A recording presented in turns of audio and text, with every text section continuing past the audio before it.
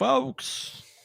Welcome to Trapper Keeper, our completely unrelated side podcast, except for when we decide to relate it to the other podcast. So maybe you should just listen to everything that we put out, just in case. You know, you might learn something. Mm-hmm. Not on this one, but on the other one, you might occasionally learn something if we're feeling smart that day. You'll learn something that you can bring over here. Yeah, and then you have you can apply the knowledge here, you know, and get a little mad. That's theory. This is practice. Yeah. And today we're practicing season 2, episode 5 of Mountain Monsters, the Fire Dragon of Pocahontas County. Beautifully said. Congratulations. Sensing that, I think, so we start off, we're in the car, Amy's boys driving down the road. I think the trapper maybe knows that the title alone is a little unhinged and decides to explain. I think there's some cat activity going on over there. She's sort of going around in circles in a way. Okay. Sadie's looking a bit horrified there as well. I just wanted to check in. I've never seen her do that before. It's new activity. It was brand new stuff. Yeah. new cat mood just dropped. Big things happening. Big things happening in Hachi's life, it seems. Yeah. But yes. Hachi's changing it up. She's like, it's the remix. Anyway. Yeah. Fire Dragon. Anyway, Fire Dragon. The Fire Dragon, Trapper explains, is called the Fire Dragon because he's drawn to heat. He goes on. The heat from a cabin chimney, the heat from a steam engine, to fully illustrate what heat is. What heat is. Yeah. These things are hot. Buck asks if it's some sort of reptile, and Jeff confirms that yes, indeed, it is. Thanks, Jeff. The son of a bitch stats provided by Trapper are that it's 10 to 12 foot long, 1,000 pounds, T-Rex head with a huge tail and big scales. Buck asks if it walks on 2 feet or 4 feet. When I heard that, I was already like, damn it, here we go. Here we go.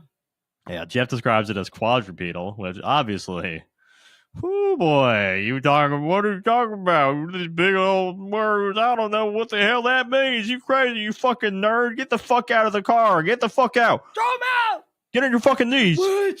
Yeah. What? Exactly. Yeah. So, Jeff breaks it down. He's down on all fours and he crawls like hell, which is exactly, aside from the number of legs, the same thing he said to explain bipedal. Mm-hmm. He's on 2 legs and it runs like hell. Mm-hmm. And Buck says the exact same thing that he said in that episode, which is, now, see, we understand that. And I feel like I'm stuck in some sort of horrible time loop. And it's just like there's no escape. And it's horrible. And I'm just like, goddamn. Help him. Please.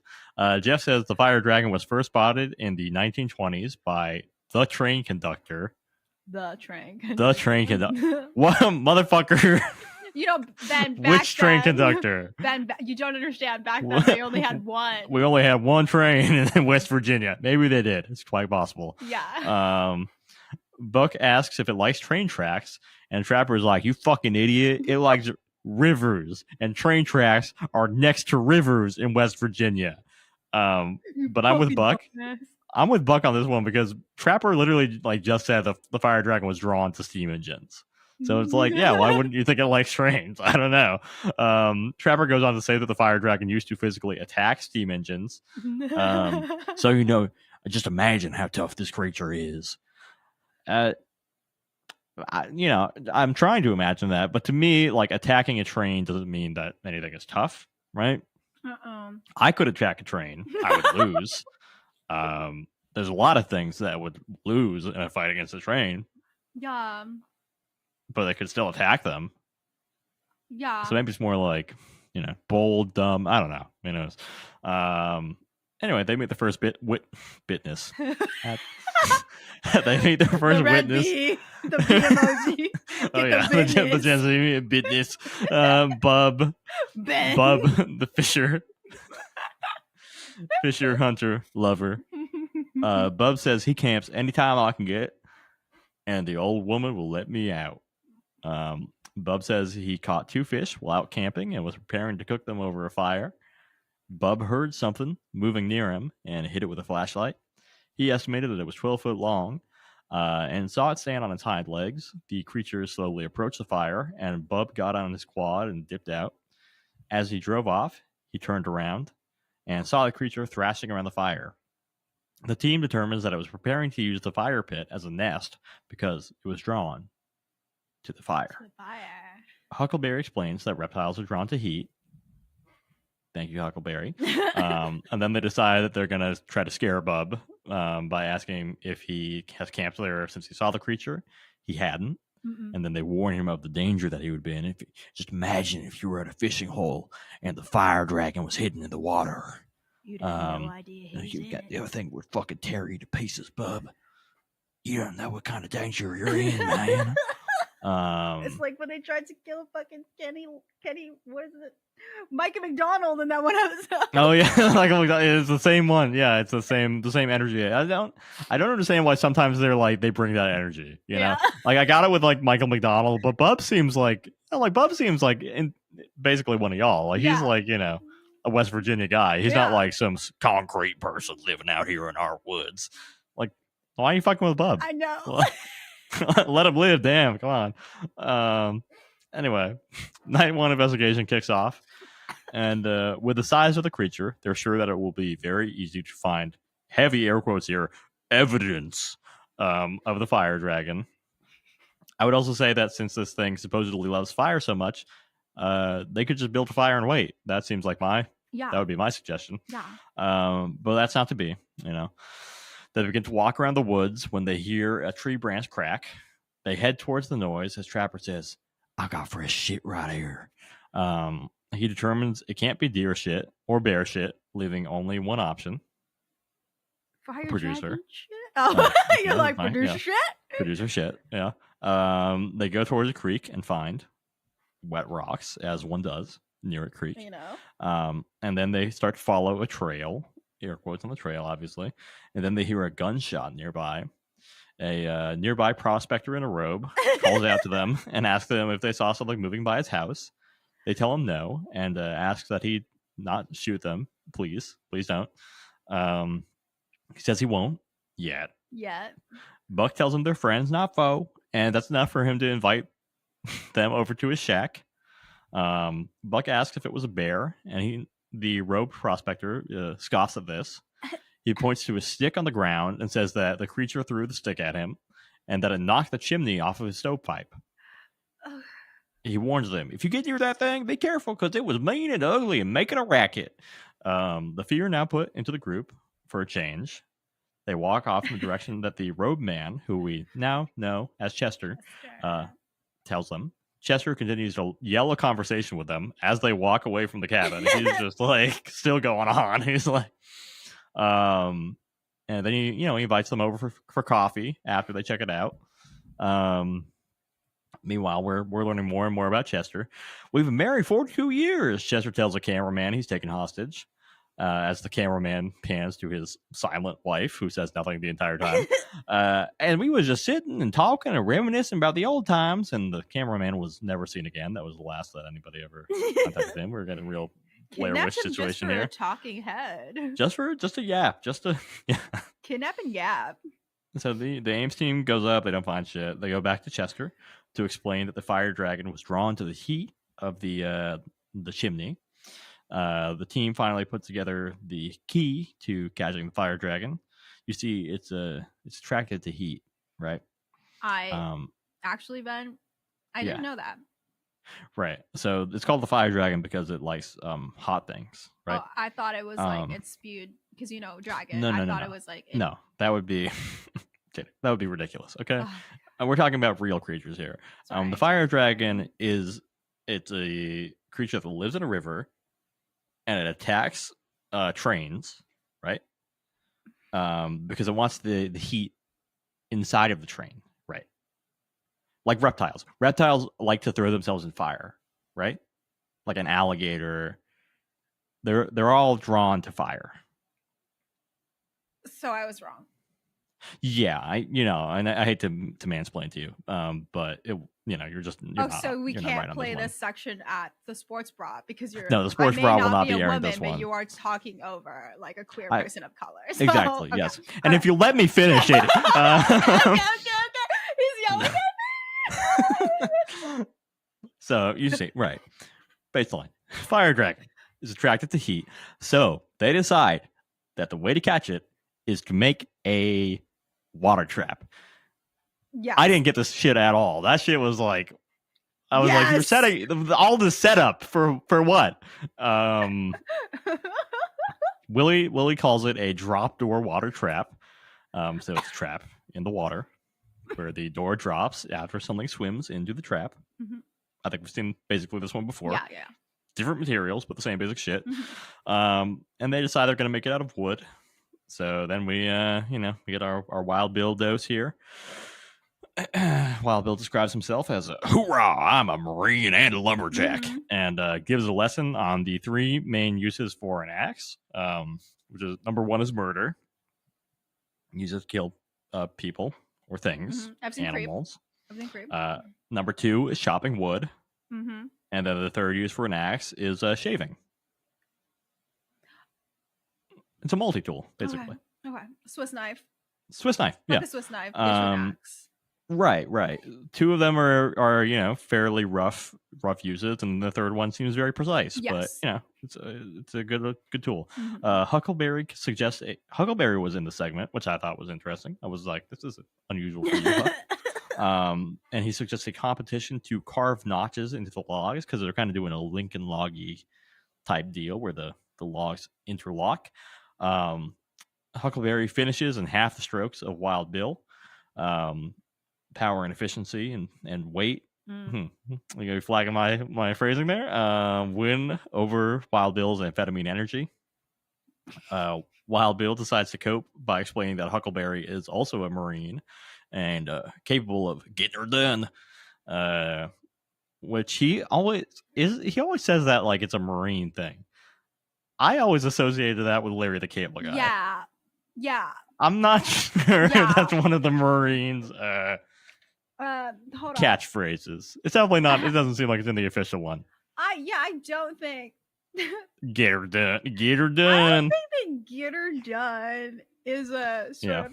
Was Larry the Cable Guy a Marine? Sorry, it wanted to finish as was Larry the Cable Guy on The Masked Singer. So was Larry the Cable Guy a Marine? Yeah, that classic Marine line. You might be a redneck. If you get her done. Okay, so nothing, not even like the AI thing is like, yeah, it's not. It's so like, what the fuck are you talking about? Yeah, it literally says an AI overview is not available for this search. So I think I am the first person to look this up. Yeah. So no, he was in Delta Force. So okay, close enough. Basically, yeah. Yeah. So anyway, folks, listen to me. Y'all in the Buffalo Wild Wings listening to this. Look over here. What this is. Sound off in the comments if "get her done" is a Marine catchphrase. I guess you'd say slogan. Marines in the crowd. Marines, let us know. Thank you for your hoorah. Thank you for your service. Hoorah. One more thing we ask of you is get her done. Get her done. Get her done. And if y'all came up with that. Yeah. And you should be mad at Larry the Cable Guy. Yeah, sue him. Yeah. And put us on like the thingy as well. Oh yeah, please. We would like to know. Yeah. The rest of the group decides to go meet Abe and Derek, who are double witnesses. Okay, so that's his name. Yeah. Right? I don't know. I censored it because I didn't hear it at all. Okay. Yeah. I didn't hear it, and I didn't even rewind. I was just like, you know what? I heard and Derek. Abe and Derek. Okay, Abe. I'm not sure. I didn't differentiate who was who. I was like, I wasn't. I'm like, Mike and I. They're two types of guys. They're classic best friends. Yeah. I'd say. And they were chilling, fishing, and drinking some beer. When they felt something bump their boat, and then they assumed that was the end of it. But then it hit them again, and they saw a tail. They described it as looking like something that shouldn't be there. Abe or Derek Could not tell them apart. Couldn't care less, really. Also says the creature bit a hole in their boat. They reached the boat, and it does actually look like there's puncture marks in the boat that are kind of in a circle, kind of vaguely mouth shaped potentially. Which at this point seems to be kind of leaving mountain monsters territory, and I think we're entering into river monsters. Yeah, So where's Jeremy Wade? Exactly. Get my boy Jeremy on this, man. I want to watch river monsters. We should watch some river monsters. River monsters is a thing. Like, how many airpimas, whatever shit we're gonna get? We need a palate cleanser after this. I think sometimes we got to see the very grounded in reality world of river monsters. Yeah. I like seeing a big fish. I love hearing that a fish is just as big as me. Oh yeah, or like a fish is like 1,000 pounds. That's fucking crazy, dude. I'm like, listen, I don't need to know how to swim. I do not care about what's in those waters. Yeah, no, I'm not. I'm always been anti swimming anywhere I can't see my feet. Yeah. That's generally a rule I have, and I just don't like. I don't fuck with the ocean as a base level. Yeah, so I think inherently river monsters is a lot scarier than like, oh my god, like it can eat a person. Like, oh, XYZ is missing, and it's this fish.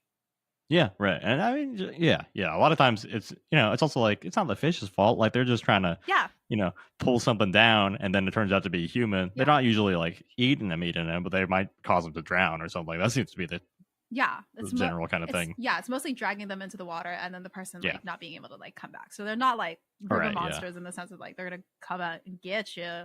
Yeah. Or there's the one where it like was biting penises off. I don't know if you saw that one. I don't remember her. we'll be revisiting that one. For sure, right, everybody. That was pretty wild. So once we're done with mountain monsters, we're heading for river. We're heading into river monsters. Okay. It's not cryptid related, really, but it's a good show. But I feel like we'd be really good at that one, actually. Like, I think we would. I already have a fishing vest, guys. You've got a fishing vest. You're ready for it, and I love the editing on river monsters. We'll get into it.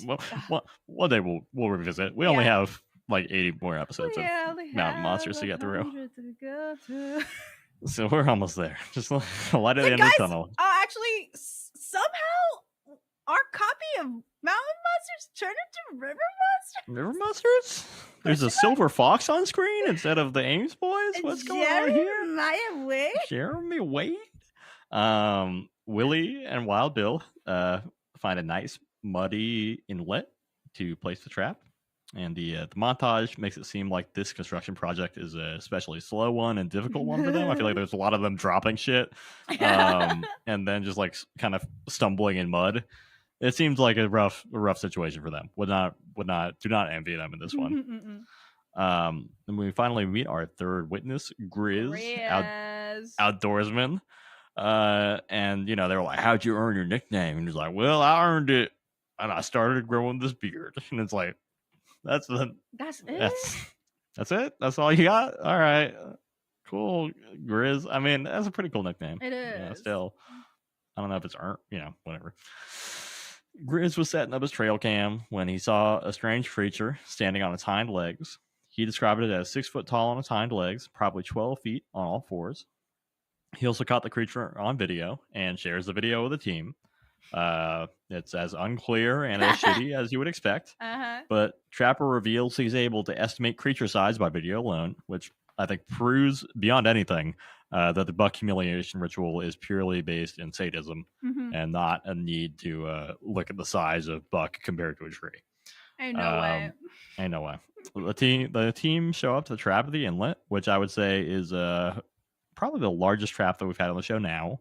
Wicked huge. It's wicked huge. It's like, before we had like the kind of single room occupancy thing. Now we're at like full like studio apartment. This basically was like low-key giving like Mad Max gate entrance opening type. It was like an impressive set piece, I would say. Shout out to the props team for that. Yeah. You went off on that one. Yeah. You went off on that one for sure. Yeah. Huckleberry provides the bait. The bait was also, I think, this helped with the set dressing too. I mean, it's a floating fire pit.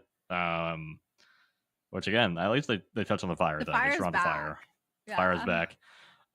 They ask if he has waiters, and of course he does. It's a couple of trash bags, and she describes them as my West Virginia waiters. And then, but I don't know who says it, but someone says socks on a rooster, and I paused that video and I could not stop laughing. Yep, that's a Buck. That's a Buck line. Buck responds to that. He says, "Sexier than socks on a rooster," which I believe Huckleberry said slicker than socks on a rooster in a previous episode. So he's turning it back. He's doing some verbal jujitsu. Yeah, he's turning it sexual style. Yeah. Busting it down sexual style for Huckleberry. They cover the rest of the trap with torches, which gives the whole scene. It's definitely kind of folk horror, this whole setup. This is like a human sacrifice altar. Yeah, you'll see like a scarecrow on like a cross. Yeah. Type shit. And there's actually a person inside of the scarecrow. Mm-hmm, yeah. It's very like dramatic. It's dramatic. It's cinema at this point, which is rare for this show. It's not really something they do. Yeah. As Huckleberry lights the torch, never afraid of repeating a joke, he says, "And that's a West Virginia Olympic torch right there." Look, bro, if it ain't broke, don't fix it. Why change out the material? Yeah. If you're Huckleberry's grandkids, I'm sure you're hearing the same joke. Yeah, you're like, Grandpa. Many a time. Yeah. Grandpa, you can't say that word anymore. The final hunt begins. They go upstream and decide they'll flush the creature into the inlet by using a boat and a side-by-side to wrangle the dragon towards the trap. They quickly find a bedding area in a field. Again, not sure if it's a piss bed. But there are also no animal bones, so it's kind of just like some grass that's, flat, basically. Willie, Wild Bill, and Buck hear something behind them moving towards the water. And as they head towards the water, Willie falls into a hole. They determine that it is a tunnel, either a hibernation hole or part of the fire dragon's underground network, which is something that we're just hearing about now. At the what is it? The what hour? The something hour, and they're pulling out new fucking information. Yeah, they're throwing everything at the wall at this point. And it's also like the second time that Willie has fallen. That he's fallen in these last two episodes. Willie has taken some hits. And it's also like he also stumbled. Didn't he stumble? He stuck his head into like a monster den in like the first episode too. Yeah. So he's always discovering shit. He's by the accident. whole guy. Oh yeah. The whole guy. Jeff catches a heat signature on his thermal camera, and they go to where Jeff saw the creature, which I was like, wait, is it reptiles? Reptiles have heat signatures? Is that how much of a heat signature are you getting from a lizard? Aren't they like cold-blooded? Cold-blooded. That's kind of the whole thing. Yeah. Can you see heat signatures? Heat signatures, of yeah. A reptile on right. thermal. I mean, I guess they have to, like, they absorb heat, right? They go to like the sun to get some heat and stuff. But I think that's part of what makes it a cryptid is that it is like a giant monster lizard thing in West Virginia where it's too cold. Okay, can you see the one? Heat signature? It says yeah, it's like that thing of like when they when they're like taking in that heat, they're probably gonna like show that, but look warmer. Yeah. If they're warm enough. Yeah, but yeah. Okay. All right. But if they're like hibernating or something, maybe not. Yeah. So thermal imagers detect differences in temperature, not absolute temperatures. So differences. It's just the difference. Okay. Oh yeah. Yeah. Okay. All right. Well, maybe it was chilling in the fire or something. Huckleberry yells that the fire dragon is headed right towards Trapper, and they start shooting the guns, which is also a rare one. I feel like the production values on this one were unusually high. They had some. They were blasting. I didn't need to ask if they were doing like SFX or anything like that. They were popping. They were pumping and dumping. Yeah. They were. You know what? Spraying and praying. Did that one. They did that indeed, Ben. Exactly. And they also they had fucking Chester getting out in the woods. There was like that the Chester encounter was a high point for me in this. Yeah, I have a question about that later when we're done with this whole this. We'll revisit Chester. Revisit him and his little we'll get back to Chester for sure. Okay. The Trapper says that the creature is hiding behind a tree, and we see the smallest possible tree on like Earth? A fucking sapling. Yeah. That they continue to shoot at. Skinny legend fire dragon. Yeah. As they reach the river, they hear the sound of a four-wheeler, and two people ride by on the four-wheeler, and they yell something as they pass. They run in the direction they drove from and find a destroyed campsite, which again, higher production values on this one than anything else. Yeah. Strange to me. Because it's not the end of the season or anything. It's weird, not. Unfortunately, Buck is able to read the scene and the now heightened danger. When the fire dragon gets warmed up like this, he gets dangerous. He's energized. Trapper, meanwhile, sees signs that the dragon has returned to the water and is headed downstream towards the trap. So the plan is now in action. The boat and the side-by-side move in perfect formation towards the trap. As they reach the trap, they see the door is down, but unfortunately, pretty much the whole trap is also down. Yeah. The fire dragon was simply too warmed up and energized to be contained by a mere wooden structure. He got too energized and he got in there and he destroyed it. Buck clearly explained. They fucking overloaded the fire dragon. They gave him the fire. It made him too strong. Maybe that's why I didn't have fire on it in the beginning, Ben. Yeah. You overcharged the fire dragon. I can't believe it. They overcharged it. They should have got like a train car. Yeah. And then lit a fire inside the train car. Because the train is metal. Might be a little stronger. Yeah. This is how we convince the United States to have more trains. Oh yeah. Is that because not high speed rail necessarily. Fuck a high speed rail. I don't need to get anywhere that fast. Nah. Get you a steam fucking. It's about the journey. Yeah, it's about the journey, and I'm so tired of people. Because people are always on their phones watching them 5-second vines, 30-second TikToks, and you can't even sit on a train. You can't even sit on a steamboat engine. You can't even Steamboat Willie it. Yeah. What's wrong with this generation? True. Because you're always on that damn phone. Always just want to be on damn phone. It's always because you're on the damn phone. Oh, yeah. That's why they're looking for the fire dragon. They're looking for monsters and cryptids and all that kind of stuff. And sometimes I look around, I see these kids on their phone. I'm thinking, man, the monsters are right here. You know what I mean? It's crazy. Crazy, man. The woke mob. Yeah. Maybe if they framed like more coal mining as like a way to kind of bring back steam engines, that would as they say, fire people up. Yeah. The kids yearn for the mines, so can they yearn for them? It's because you're always on that Minecraft. Exactly. We all just want to be the train conductor. Honestly, if someone told me here's an axe, here's a pickaxe, just start hitting this wall. You do it? Yeah. Okay. Not deep in a mine. Listen. Okay. So you don't yearn for the mines, but other people. I don't yearn for the mine. I think maybe I'm outside of the mine. Yeah. You don't have the right mindset. The mindset. Yeah. Exactly. I don't have that. I just don't. I think I've had enough of MRIs growing up. So that's fair. Yeah. Don't love the contained space. I'm good.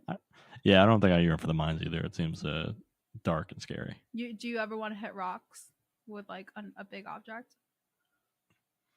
Not really. No. Like every now and then, I do like watching like geologist videos sometimes. Like somebody going out there and like ding ding ding, finding a little geode or something like that. That's pretty cool. You don't want to like get a big old pickaxe and just start hitting rocks?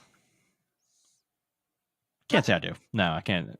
Anytime I have a hammer, I am just like, let me hit a rock. And how's that? It's so fun. Yeah. Maybe if they had, I don't yearn for mine. I yearn for hitting rock. You yearn for the chain gang. You're trying to get out there and just smash rocks, make gravel. It's just, oh my god! Like I love hitting a rock. Love hitting a rock and a hammer. JD set. That's all it's gotta be. I'm so serious. Any archaeologist in the crowd? Yeah. Bring me with you if you're like tired of hitting them rocks open. I know as a anthropology major, some of us archaeologists do. They're not big rock hitters. Let me. The idea of like just brushing a rock. JD walking into an archaeological site and just smashing everything with a hammer. It's just. Hey, let me smash this big old rock only to reveal the tiniest fish bone ever. That'd be sick. Yeah, wouldn't that be cool? Yeah, I feel like guys, watch out. Let me get. Would you do like the little geology hammers, or would you just use like a big sledge? Bro, give me a fucking sledgehammer, dude. Okay. You don't want a dainty break. I don't like fucking smacks with that shit. If someone was like, "Yeah, we just need to carve away at this big old wall," I'm like, yeah, hit me with it. Like, give me a fucking sledgehammer, dude. There, yeah. Wow, I thought just everyone I'm coming around on that. That's wanted to hit big rock with hammer. Yeah. JD yearns for the. JD yearns for big rock. Big rock. It's and everyone's getting hit by like big pharma. I am. Mm-hmm. You're going after big rock. Yeah. So. Yeah. Big rock can be yeah. Hell yeah, big rock. Good God. You should watch QB Hero X. Sidebar. Anime recommendation. Should I still trust you? EP really likes it. Okay. I really like it. It's a Chinese anime, and it's got 3 different art styles. One of them is kind of like a arcane style, like 3D cell shaded. And then when there's like action scenes, it switches into kind of like a more traditional like 2D style. And then there's like a super like stylized 2D style also during kind of like more emotional moments. It's very good. Art style is they're all bangers of art styles. There's like multiple storylines and things going on, and it's intertied. It's really good. Okay. It's good. Would recommend. So stick it in the media recommendation. Listeners as well. 2B Hero X. I've heard the other 2B Heroes, not great. 2B Hero X, very good. Specifically that one, okay? Don't come for Ben if you're like, oh, I watched the other one. I watched 2B Hero and it was weird. I don't know. I haven't seen it. I can only speak to this one. Can't relate. Can't relate. Anyway, we have to talk about this episode, I think. Okay. Chester. Let's revisit Chester. You said you had something on my boy. So, do you think he was a real guy? Because my thing was like, they found a busted ass house. House. They found a busted cabin and were like, let's do something about it. Right? They were location scouting. Right? Yeah. That's how they found that big rock where you howl at. But now they're like, guys found a big busted cabin. Because like what that chimney was like fucking knocked over. And like, of course you don't have to film inside somebody's house, but it literally looked like where they were filming at was just like, it's because we can't go inside of it because this is condemned. They did go inside. Did they? Yeah, they had yeah, because when Chester was like, I've been married for 46 years. We were inside the house. Because they were talking to Chester out on the porch, and then Chester brought them inside the house. And Chester was sitting, right? And then there's like chairs behind him. I think inside the house he was sitting. Because they brought him in and he like showed them like the stove. Was that not the chimney? They showed the chimney from outside as well. But then I think Chester was also I believe Chester was also like inside and like showing like when he was talking to like the cameraman. Did I black out? I don't think the Ames guys ever went inside. The Ames guys were always outside, and they like talked to Chester through his window. But we saw Chester was inside the house talking out of a window when he was like yelling at them up the hill. And he's like, "Come get some coffee, boy. Let me tell you about my grandchildren." He was inside yelling at them from inside the house. Like not on a porch? No, he was in like you see him leaning out of a window. I thought that was a porch. He starts the conversation on the porch. Like he comes out, he's got a shotgun, and he's on the porch. And then as they go up the hill, Chester goes inside and kind of yells from inside. Did I black out? And I think we see Chester's spooky wife outside on the porch as well. Yeah, I remember her. And then she doesn't say shit. And then she's also inside when they're like talking about, when he's like, we were just sitting here reminiscing. Someone Men in Black memory erased me from Chester. Chester was, I guess, Chester, I don't know if Chester was straight out of like Deliverance. Like Chester was very like, this man is either he's an actor or he literally does like live in a shack in the woods. Yeah. And mostly just wears a robe. Yeah. The robe felt so designed. I think it was like robe with t-shirt under it. Yeah. I think, right? Probably no pants.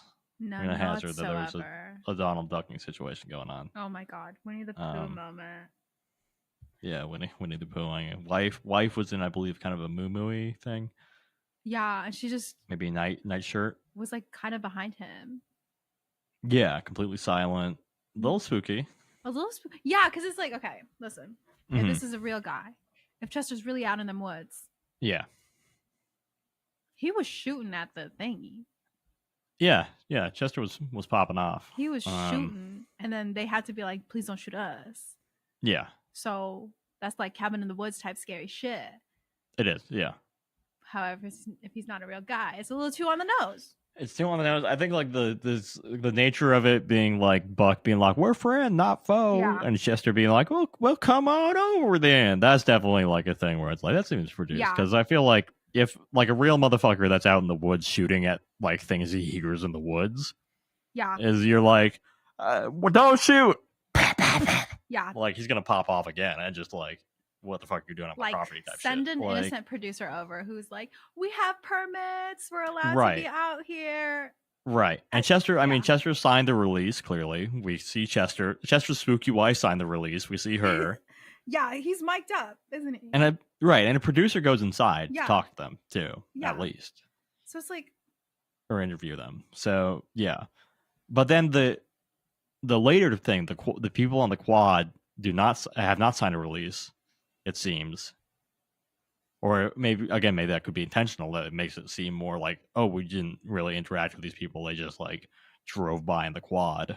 Add a little like spookiness, action to this one, because like you said, this one's very like theatrical, right? It is theatrical. This is the one where I think there's, like the kayfabe is strong in this one. Yeah. Where you're like, this was much more interesting than the werewolf one, for fucking sure. Yeah. This had a lot of like, I was getting a little overloaded on how loud they were getting at the end. Everyone was yelling. I was like, yep, there's a lot of sound. There's a lot of like fire, a lot of like, this one felt very like produced, but not in a way that like pissed me off the same way that the Werewolf of Webster County one was like, and now so you gotta say this. This one's like, theater, baby. It's theater, baby. This one is theater. It feels like there was like actually an idea, at least, like the whole like the fire dragon is drawn to the heat. Yeah. So they had like, okay, we're gonna have fire in the middle of the night. It's gonna look fucking great. The fire dragon is also gonna tear up some dude's cabin. Yeah. It's gonna tear up this campsite.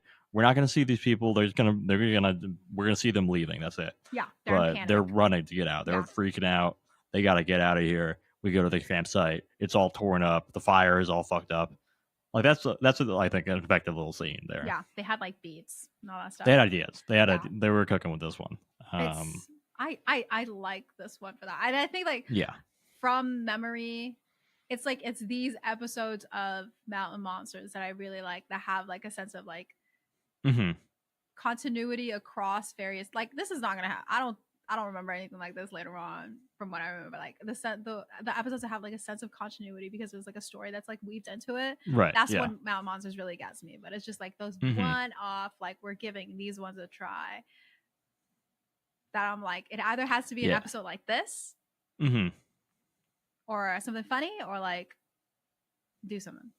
Some of them bomb for sure. Yeah. Like there's a lot of duds in this catalog. Yeah. So far. Yeah, we've gotten it.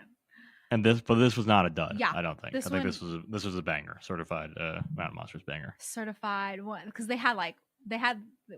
was it an amphibious truck, or did they just throw a truck into the water? I think they just threw a truck in the water. Huh? I think they just threw a truck in the water. Okay, all right. So all right, sacrifice. Okay, cross off amphibious, shady. I was like, oh, it's one of them trucks that you can do that. I don't believe so. It could have been like they talk about mud trucks a fair amount, so it's probably got like a under a casing shell thing, at least. But there are some camera things that do continue to piss me off in this show, is that when they don't film in the direction of the action or whatever they're like shooting at, right? And then once again, Jeff with the goddamn thermal camera, you put that down. God damn it. But they literally don't film in the they're like, it's over there, and then the cameraman's just like,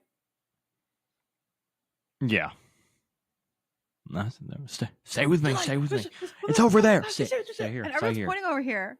Right. Yeah. And the cameraman's just like, okay.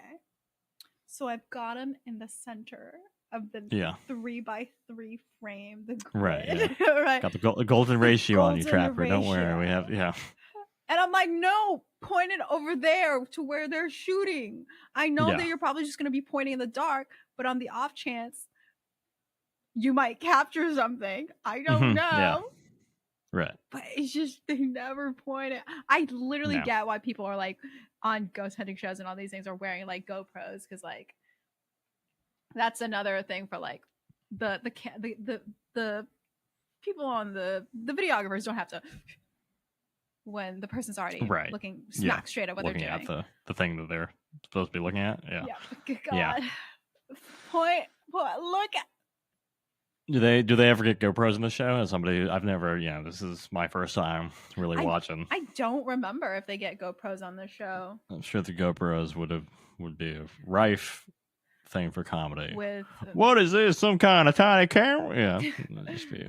This your camera? That kind of. No, I don't remember if they get GoPros or like POV cams, because like some shows will have like they'll have a handheld. Yeah. Right. I don't think Jeff is the handheld, and he's a terrible camera person. Put the clear. At least I feel like Buck would have a great time with the thermal camera, and he'd use it very wisely and well. I think it would be better. Give it to Buck. Give it to Buck. Huckleberry. Jeff, I don't know. You're out of here. Yeah. You're on thin fucking ice, bro. This is how many episodes have we seen so far? Like 17, probably. 17 strikes. You're out, man. You're out, Jeff. 14 too many, Jeffrey. Yeah. It's just, I don't know. What else? On this one, it was a lot of, I don't know. Those very theatric. I have no idea why I wrote this, but I quite literally put, "Oh, is this trap my new girlfriend?" I don't understand sometimes when I'm losing my mind. I think the vibe of the trap, kind of witchy. Yeah, like kind of loved it. It's woodsy. Yeah, it was on fire. It was kind of threatening, that kind of thing. It's like a folk horror trap, I think, of all of them. Yeah, it's like the thing of like, oh, we're going camping. This is the last year we get to be together before everybody goes to college and stuff. Let's go camping. Don't tell anybody. And then like they're like out in the woods. They're like, yeah, let's go look around. And they see the shit. Immediately, I'm going home. No, yeah, it's a bad sign. I'm like, guys, I don't. Yeah. In the movie, Chester would like warn you. Yeah. About where you're going, right? Chester would be like, "Oh, be careful up in them woods, them hills. You never know what you're gonna find." Yeah, he'd be like the funny character who's just like, "Yeah, some weird stuff." And his completely silent wife, who has seen everything. Yeah, it's just an ominous. You just like see her like in the window. Yeah, it's like staring out. Is that your wife? And he's like, "Oh yeah, married 47 years." Like, does she ever come out of your house? Does she talk? Could you allow her outside? And then the only thing she says is like, "What is? Turn around. Don't go there." And you're just like, voice is hoarse from not speaking in 40 and years. Like, oh, that's the first time she's spoken in 40-something years. And you're like, yeah, okay, maybe I'm turning around not because of the scary thing, but like more of this situation right here. Yeah, this is troubling. This is troubling, Chester. Severely troubling, and you're not even wearing pants. Yeah. I think you should. There's company. You're in mixed company, and it happens to be just your. But I did. I will say. So far, one of my favorite renderings of the creatures. Oh yeah. Because I put it 2 times. Hold on. I put, okay, if that thing was real, girl, be serious. And then next I said, this one was like, if this is real. And then it says, okay, so far this is the one creature where I'm like, if I saw you, I'm done. I'll just go ahead and die, actually. And then later on, I say like, when it was like Grizz's section, I think he says something, and I go, once again, if I saw this damn critter, I'd just be like, I guess I'm dying. The critter looks like the 1800s imaginings of what dinosaurs look like. Yeah, like some guy like was it is put that shit together. It's all body with like little stumpy legs and like a big head with sharp teeth. Yeah, I didn't write the stats for this one because I was so busy writing bipedal, quadrupedal. Come on now, y'all. I got the stats for us. Hit me with Stats it. are 10 to 12 foot long, 1,000 pounds, with a T-Rex head and a huge tail and big scales. Ben, have I ever told you that I genuinely was afraid of both Jurassic Park and Land Before Time when I was a little kid? Well, Jurassic Park, I understand. That is, I was scared by that as well. Land Before Time, I'm intrigued by. What scared you in Land Before Time? My friends and I were talking about this because we were talking about like movies that like really fucked us up, and we were talking about like the Mummy and all that stuff, right? The scare people and like Under the Skin. And I was just like, Land Before Time. They're like, what the fuck are you talking about? I remember I was a big dinosaur kid, obviously. And there was like, I was scared by like the meteor stuff. And then I remember like the little Triceratops. I didn't like the dad like yell or something. I have no idea. You got like, it was like, oh, like shut the fuck up or something like that. That was scary to me. I don't know why. I don't think it was even played at scarily. Maybe it was. I don't know. But I remember as like a 4-year-old being like, oh. Like, I don't know. I feel like I did like dinosaurs. I love them. I just could not like the one thing was anytime like a dinosaur movie or The Mummy was playing, I wouldn't put my feet on the ground. Like you wouldn't get me to put my feet on the ground at all. So because you're gonna get the ankles grabbed. Yeah, I was just like, no, I can't be on the floor. I would run. I remember being like a little kid. And I must be elevated. Yeah, I'm just like, do not even do that. So like when I saw this one, even on my, I watched it on my computer this time. I didn't watch it on my tiny iPad. All right, I'm putting on the 100 something, supposed 60 hertz monitor that my brother makes me activate so I don't get dizzy. Nice. I was like, I hate this. Like this is 12 feet long. Yeah. 1,000 pounds. 1,000 pounds. I know it's probably big. Like lugging, right? Like, or I don't know. It's attacking steam trains or whatever, so it might be fast. Yeah. I don't know, but it's just. I think they say it's slow but then it gets faster as it gets more energized. Yeah, like when it's hot, when there's heat, and I'm just like, I'm good. I would die instead. I'd be like, sorry about being here. Like, this is your spot. Yeah, but this one, I think this is the only one that was like, so far, I was like, guess I'll die. Interesting. Okay. Yeah, because it is like, it's big lizard.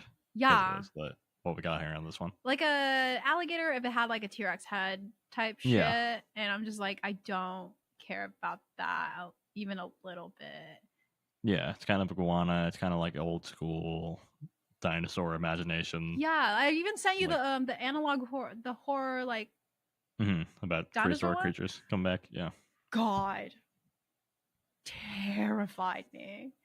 I have started one of the like videos of it, and because I watched the video essay thing about it, I have been like forewarned about the thing that I'm very afraid of.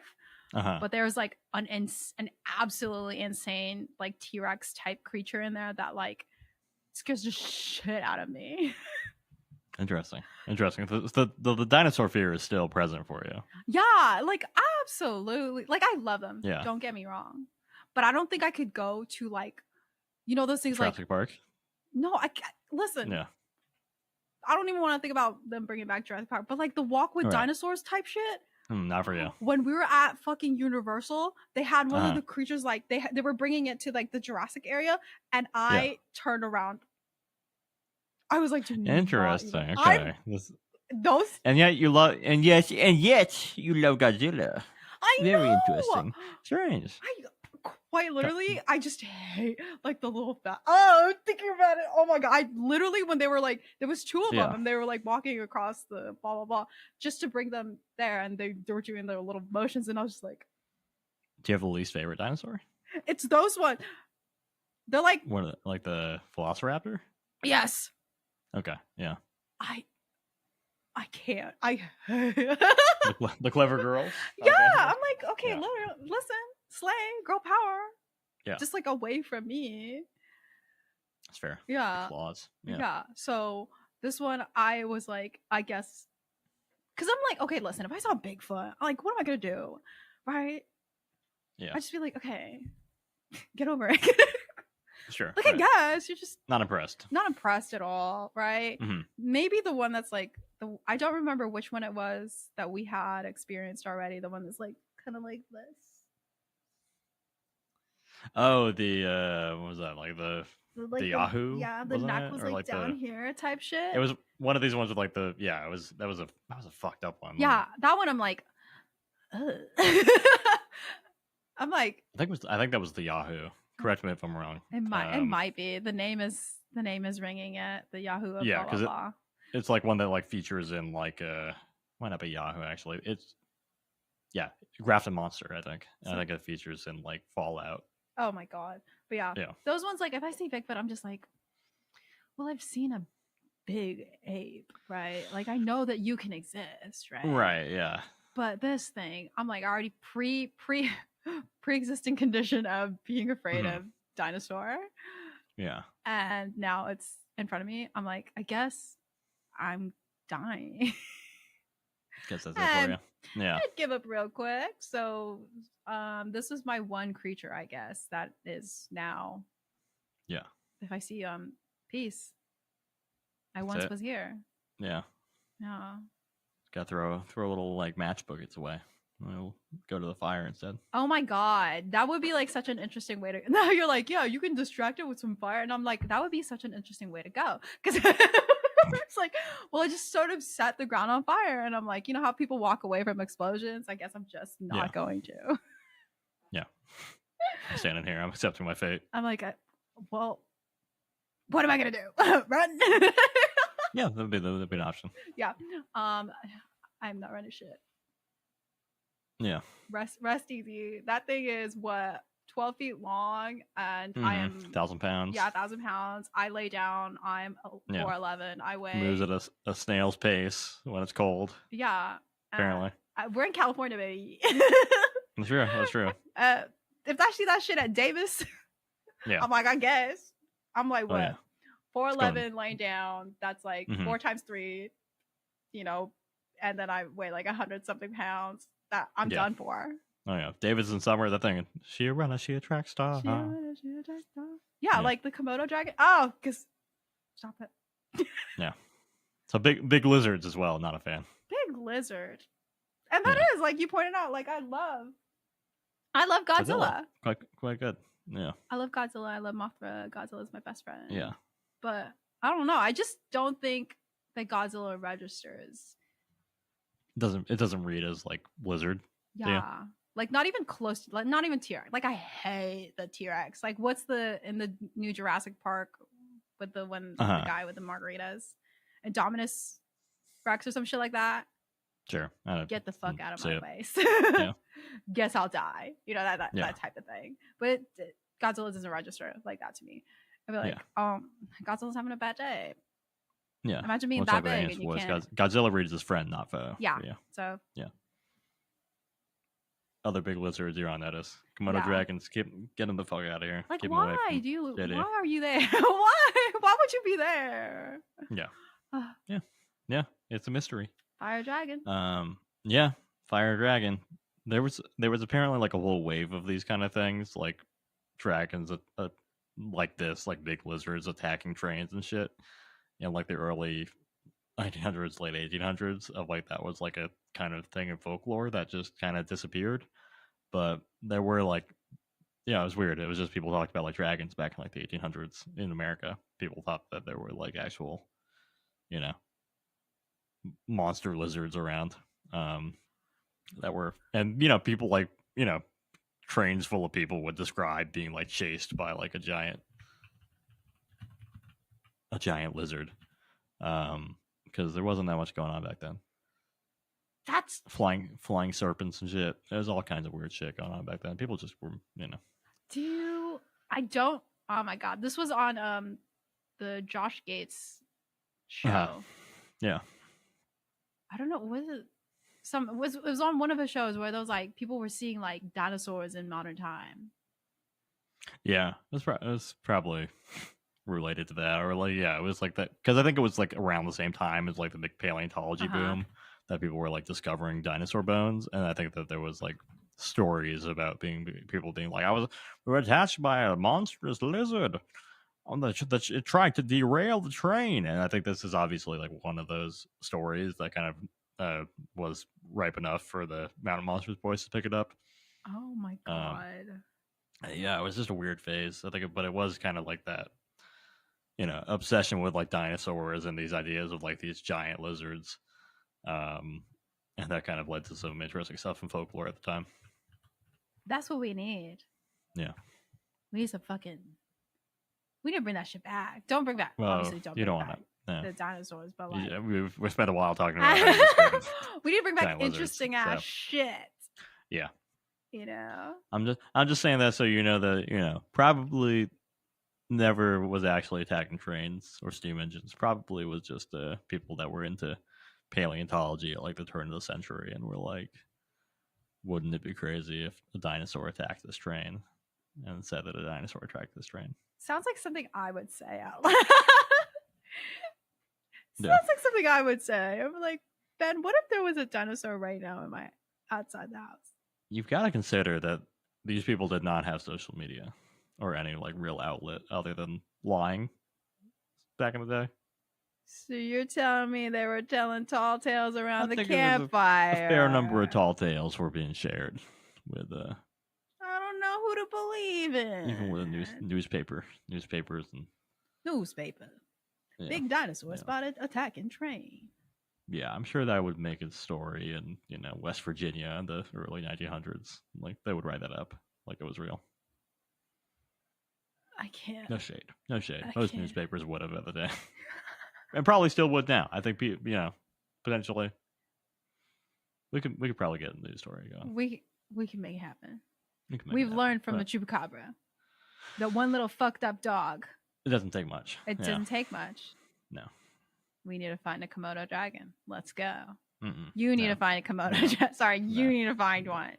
I'll be you're separate from this. You're not involved in the I'm just like I'm making the plans and you're making them happen. Yeah, when I get eaten in my apartment by a Komodo dragon. I feel like guys, that'll probably make the news. I know a guy. You know a guy that got eaten by a Komodo dragon? I know a guy who got eaten by a fire dragon. And I know that everybody's saying it's a Komodo dragon, but I know it was a fire dragon. It was actually a fire dragon. Yeah. Because it was drawn to heat. Exactly. Prove me wrong. You can't. Evidence is there. You can't. You can't fool me. You can't get fooled again. And, yeah. Folks, thank you for listening. Like, share, comment, subscribe. All the engagement stuff. You hear it on every podcast. But you know what? You like this podcast more than the others. I know how it goes. If you don't, then just tell somebody else to listen to it. Once again, put us on in the background of put us on. Before Wild Wings. Store that you hate. Whatever it may be. Take over. Hijack some Bluetooth speakers. Do it. Whatever you got to do. Airdrop us into somebody. I don't know how that works. Into somebody. Stick us into somebody. Put us inside of a person. Not signing up on that, but if that's what it takes to get plays, I'm not above it at this point. But folks, we'll be back with another Mountain Monsters episode. It's gonna be Skeep. God damn it. Gonna be the Sheep Squatch of Boone County. Skeep Squatch. So if you want to know what the fuck that means, tune in to the next episode.